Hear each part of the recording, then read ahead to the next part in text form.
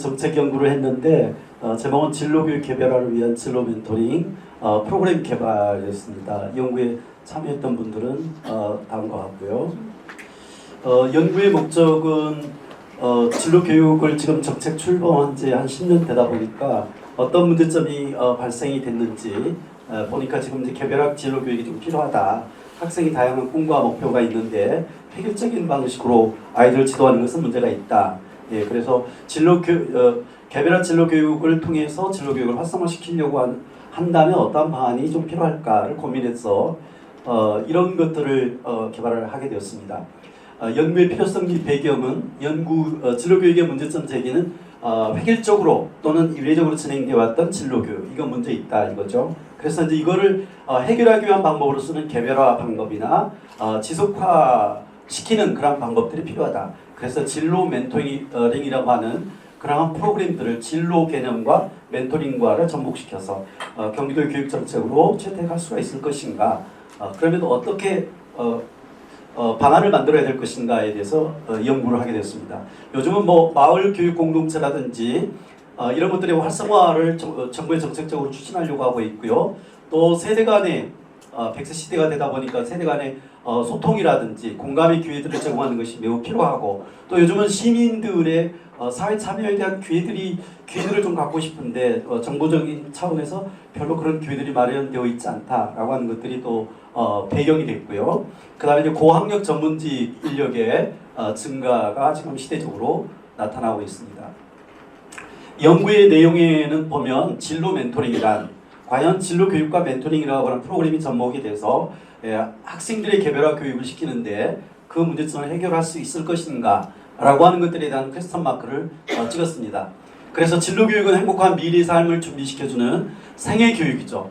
꿈, 자아, 그 다음에 직업, 전공, 진학, 학습 이런 뭐 총체적인 아이들의 생애적인 교육을 준비시켜주는 교육이 진로교육이고, 멘토링이라고 하는 것은 멘토가 개별적으로 또 지속적인 방법으로 멘티의 성장을 지원하는 활동을 멘토링이라고 합니다.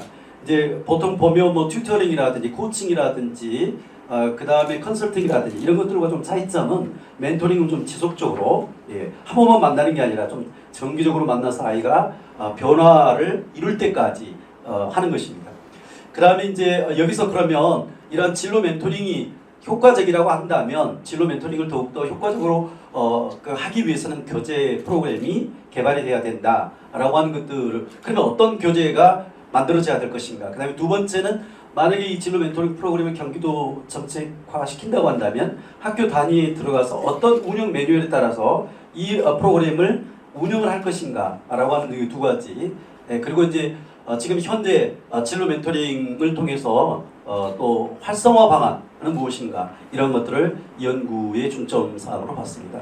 연구 방법은 일단 문헌 조사를 했습니다. 국내외에 해외 사례들이 있고요. 지금 현재 영국 같은 경우는 멘토 포인트라고 해가지고 국가에서 직접 운영하는 그러한 그 멘토링 센터가 있습니다. 이건 공무원 신분이고요. 그다음 미국 같은 경우는 버락 오바마 대통령이 유엔 연설에서 그 멘토링을 국가 프로젝트로 해서 지금 소외되는 아이들을 위해서 좀 우리 사회의 훌륭한 멘토들이 그 아이들을 좀 잘 케어해줘야 된다라고 하는 것들을 연설할 정도로 이 글로벌한 어젠다가 되어 있습니다. 그 다음에 이제 요구 조사를 했습니다. 그러면 현재 이 진로 멘토링 프로그램을 경기도 학교에다가 시행하는 거에 대해서 여러분들은 어떻게 생각하십니까? 라는 것을 요구 조사를 했는데 상당히 긍정적으로 나왔습니다. 잠시 후에 결과를 보여드리겠습니다. 그리고 포커스 그룹 인터뷰를 했었고요. 또 진로교육 전문가 협의를 통해서 지금 저희들이 개발했던 진로 교과 프로그램이 이렇게 만들어 좋은지에 대해서 검증을 받았고요.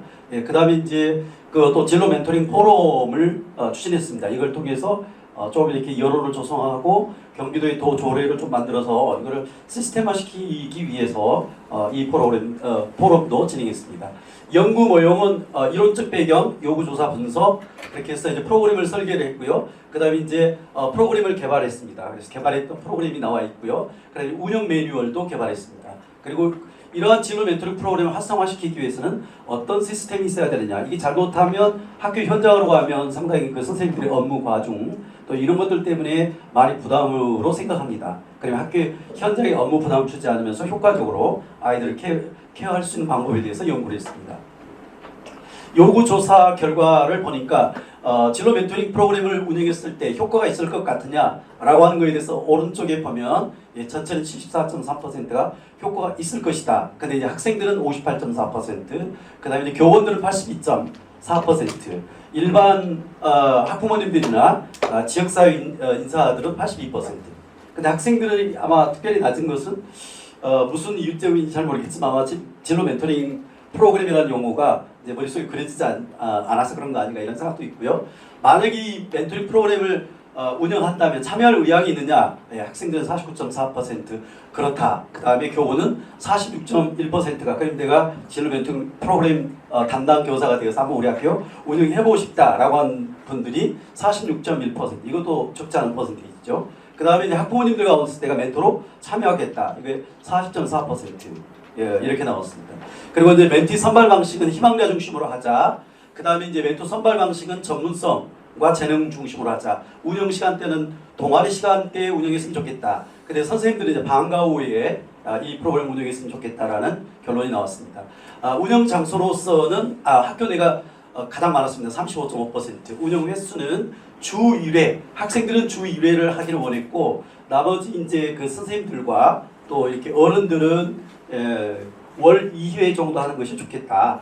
이렇게 얘기를 했습니다. 이거는 학교의 사정에 따라서 다르게 운영할 수 있습니다. 운영 기간은 1년이 가장 많았고요. 학생들은 1년 기간 동안에 방학은 제외했으면 좋겠다. 좀 쉬고 싶다는 거죠. 그 다음에 이제 어른들은 그냥 1년 방학 기간까지 1년 동안 했으면 좋겠다. 이렇게 응답을 했습니다. 프로그램 내용은 체험 중심으로 하는 게 좋겠다라고 하는 것이 69.8% 나왔고 그러면 이제 진로 멘토링 프로그램을 운영한다면 주로 어떤 목표를 세워야 되느냐? 꿈이 없었던 학생의 꿈을 발견할 수 있는 그런 쪽에 꿈을 개발하는 쪽에 진로 멘토링을 운영했으면 좋겠다는 게 69.1% 나왔습니다. 그 다음에 이제 인원 구성은 1대 소그룹, 1대 소그룹으로 운영하게 되면 또 이제 장단점이 있기는 하더라고요. 원래는 1대1 원칙인데 그러다 보면 멘토가 많이 필요하고 또 이제 멘토의 수당을 좀씩 드리려고 할 때는 이제 상당히 학교에서 예산이 많이 소요되는 그런 현상이 있기 때문에 1대 소그룹이 나왔습니다. 그런데 학생들이 1대1 결혼을 46.5%로 1위가 나왔고 나머지 교원들이나 학부모님들은 43.8%, 42.1% 해서 1대 소그룹으로 운영하는 것이 좋겠다. 이렇게 응답을 했습니다. 프로그램 개발, 교재 프로그램은 이렇게 개발을 했습니다.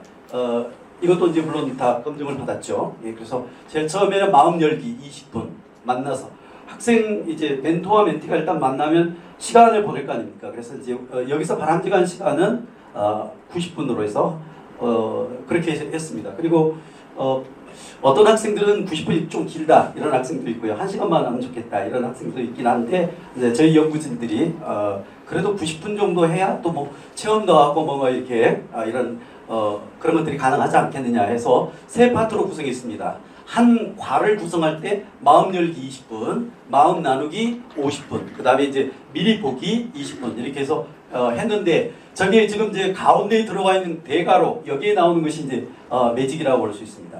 왜냐하면 학생들이 실제로 가지각색의 어떤 그 멘토링에 대한 요구가 있거든요. 근데 어떤 정형화된 그 교재를 가지고서 하다 보면 학생에게 관심 없는 그러한 주제들이 나올 수 있어요. 그래서 여기에는 이제 다양한 그 콘텐츠를 온라인에다가 자료실에다 다 올려놓고 학생들과 그 학생과 멘토 선생님과 같이 서로 상의해서 나는 이러한 주제에 관심 있어요 하면 그렇게 해서 이제 프로그램이 52차 시가 만들어지도록 그렇게 만드는 것입니다. 그러니까 여기에는 이제 꿈에 관련된 콘텐츠를 갖고 있다면 또 온라인상에 올릴 수가 있겠죠. 꿈, 체험, 상담, 진학, 독서, 직업 뭐 다양한 종류의 그런 콘텐츠들을 온라인상에 올리면 다운받아서 교재를 만들어서 1년 동안 진행하면 될 것 같습니다. 그런데 예시로는 이렇게 해놨습니다. 일단 제체 마음 열기로서 이렇게 이제 예시 프로그램을 만들었고요. 그 다음에 이쪽에는 지난 한 주에 대해서 어떻게 보냈는지에 대한 거, 그 다음에 이제 나의 성향을 좀 알아볼 수 있는 그다음에 이제 마음을 나누기, 마음 나누기인데 아까 이제 여기는 이제 독서, 뭐 위를 소재로 했거든요. 그런데 내가 앞으로 이제 변호사가 되고 싶다. 그러면 이제 이러한 책자를 보고 마하트마 간디라고 하는 사람에 대한 그 한 페이지짜리 시놉시스를 만들어 놓고 토론을 할 수 있도록 그렇게 만들어 놨습니다. 뭐 이제 그 주제에 따라서는 다양한 종류가 나올 수가 있겠죠.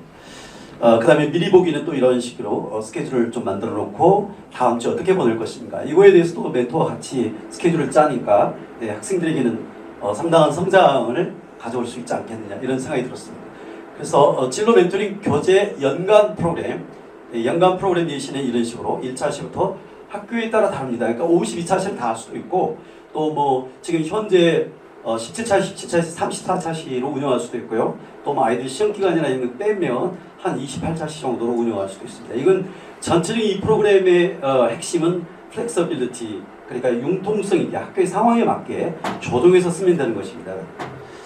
그 다음에 진로 멘토링 운영 매뉴얼을 이런 식으로 개발했습니다. 제일 처음에 학교장과 구성원의 동의가 있어야 되고 그 다음에 담당 부서 및 담당 교사를 또 배정을 해야 되고요. 예, 학생 및 학부모의 수요 조사 있어야 됩니다. 근데 너무 뭐 많은 학생들을 다 할 수는 없죠. 예, 그래서 희망하는 학생을 꼭 받아야 될 학생들만 멘토링의 대상을 삼아서 할 수 있습니다. 예, 그래서 이러한 그 멘토 교육도 필요하고 멘토 모집도 필요하고 그 다음에 멘토링 하다가 또 혹시 문제가 발생했을 때는 어떻게 모니터링을 해야 되고 이런 것까지 이제 다 그 세부 내용의 보고서에는 다 들어가 있습니다. 그래서 이제 지금 현재 결과를 토대로 해서 만들어낸 그 멘토링 운영 실제 안이 이렇게 나와 있는데 뭐 대상은 초중고 이 그 통계를 보면 중학교 학생들 대상으로 하는 게 가장 좋다. 자유학기제 그 학생들 하는 게 좋고요. 인원은 학교당 20명 내외 너무 많이 할 필요는 없습니다. 그리고 멘토는 1대2 정도로 한다면 멘토 한 10명 정도만 있으면 되겠죠. 아니면 뭐 한 5분이 있으면 뭐 1대4 이렇게 해서 얼마든지 운영할 수 있습니다. 예, 그리고 그 멘토에게 그냥 무료로 하는 것보다는 멘토에게 활동비를 좀 학교에서 예산 범위 내에서 제공할 수 있다면 아이들하고 같이 식사도 또 할 수도 있고 또 같이 뭐 이렇게 영화도 보러 갈 수도 있고 그러니까 이런 것들은 학교에서 좀 탄력적으로 운영할 수가 있을 것 같습니다. 이러한 그 모델 안을 만들었습니다. 그 다음에 이제 끝으로 결론 및 제언.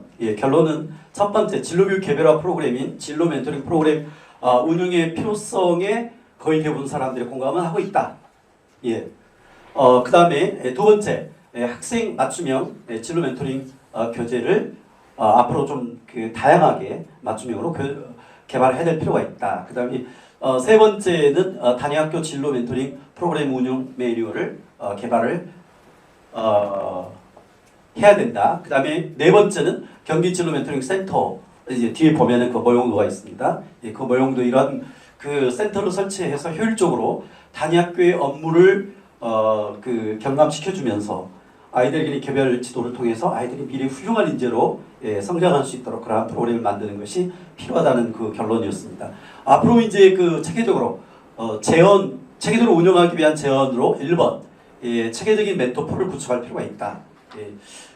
실제로 이제 학교 현장에 나가서 물어보니까 우리 그 교장 선생님들이 이 프로그램은 무조건 하겠다. 단 조건이 있는데 좋은 양질의 멘토를 검증해달라. 그래서 이제 그 훌륭한 멘토 교육도 필요하고요. 멘토 발굴이 필요하고 그렇습니다. 그러면 이제 멘토는 누가 할 거냐? 사실 요즘 보면 그 멘토의 자원자들 꽤 많죠. 멘토링을 하다 보면 멘티도 도움을 받지만 멘토링을 했던 멘토도 이 아이들을 멘토링하면서 내가 동반 성장한다. 그런 사례들도 있습니다. 그러니까 이제 앞으로는 이제 시민 그 사회 참여적 측면에서 이러한 분들이 많이 구축이 될 자원을 하게 될 것이다 이렇게 생각하고 있고요.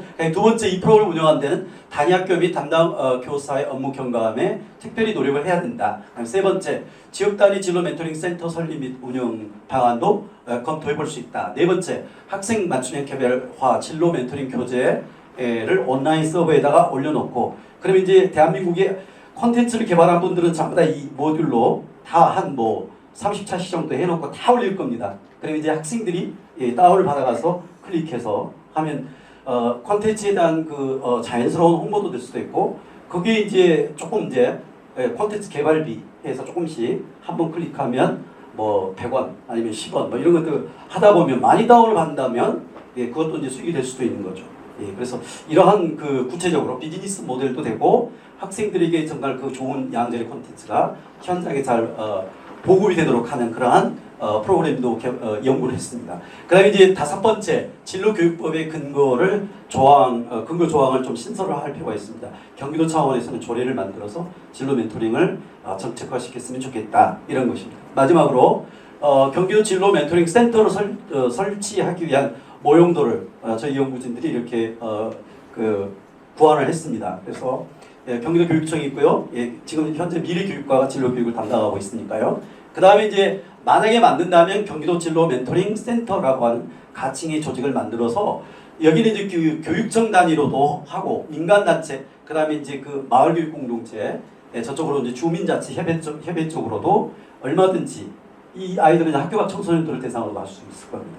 예, 그래서 지금 학교 안 맨 왼쪽은 학교 안이고요. 그 다음에 이제 민간 단체가 비영리 단체라든지 이런 단체가 멘토풀을 구축해가지고 학교에서 필요로 하면 지원을 해준다면 선생님들의 업무도 경감이 되고 학생들도 무럭무럭 잘 성장하지 않을까 이렇게 생각을 했습니다.